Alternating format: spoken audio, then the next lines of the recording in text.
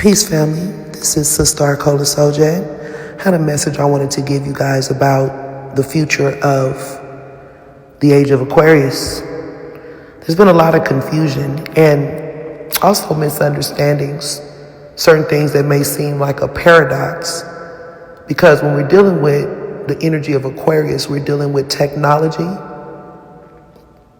our thought, the mind, and we're dealing with humanitarianism, humanity, communities. So how do those blend? Where are we going? There's a lot of fear around technology and artificial intelligence, and what does that mean for spirituality? What does it mean for God, for our souls?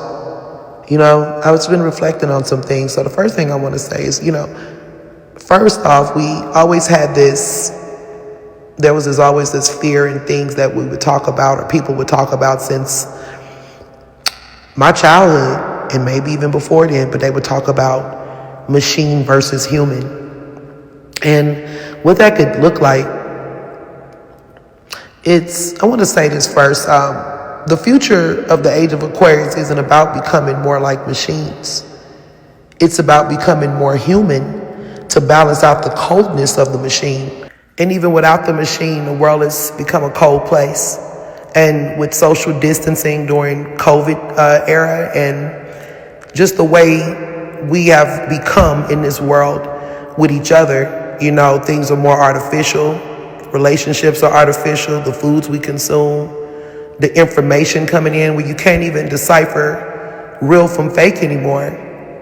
So understanding that these extremes that we're in is where this coldness of the machine almost forces us, squeezes us into becoming more human.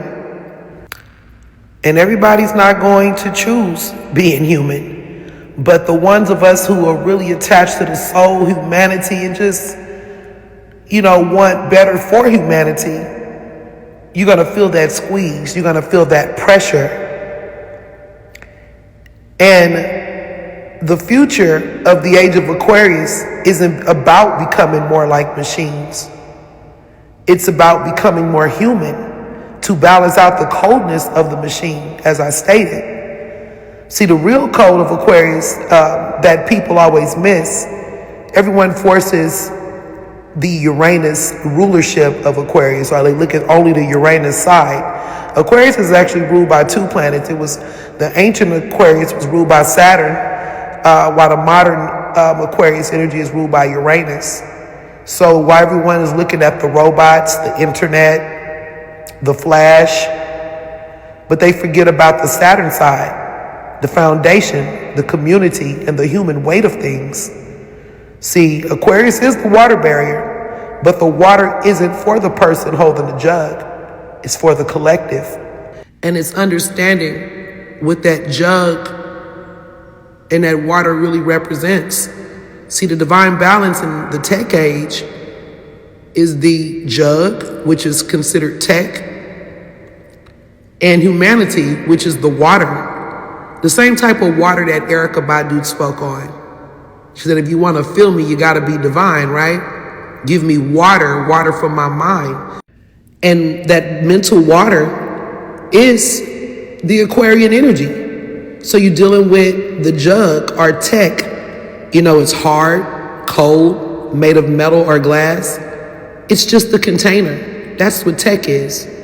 I even told you guys that these phones and computers and all of that are just an incubator that we created to allow this intelligence to exist. But we are also an incubator for our soul. So our soul could be activated, our bodies, right? So when we're dealing with tech, again, that's the jug, and humanity, that's the water consciousness that pours out on humanity. This is our natural soul. And that natural soul is our humor, our shared pain, and it is the only thing that actually has life in it. Our vehicle, our vessel, the soul within that needing to be on activation during this time. Because You think you're seeing something now with all of the technology. You ain't seen nothing yet.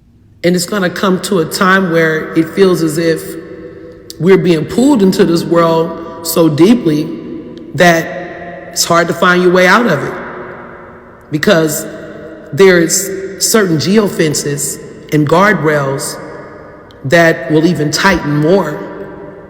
It will tighten so tight with this rigid way of one fits all in humanity. Because sometimes with Aquarius, what happens is individual needs get ignored while the collective is actually put on the forefront and they're prioritized, which you may say, well, that's not a bad thing. It's not a bad thing, but when you take a marginalized people or people that's already in the struggle, such as my people, black people, poor people, and the like, sometimes they get lost in the sauce and their individual needs are being ignored because it doesn't fit the collective agenda, whatever that is, right? So in this time, it's important to remember who we are on the soul level, because that's what we're being tested at, right? To a point where those that are already aligned with soul energy and the soul GPS and spirituality and even some religions, people are looking for answers and looking for God to return and these different things. Some people will think AI itself is God, you know, but we must remember that when that pressure comes on us,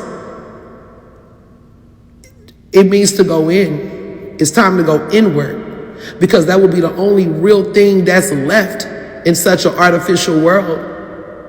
And when we're forced to go inward, we got to remember who we really are, okay?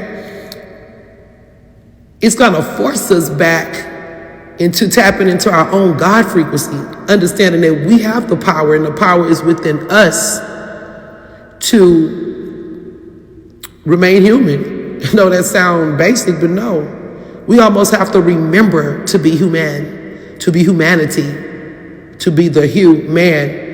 If you know, you know.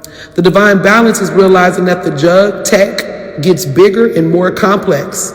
It does. Like I said, it's going to look real scary for some people. But this is the solution. It's not to cower down or to become the jug or to get lost within the jug.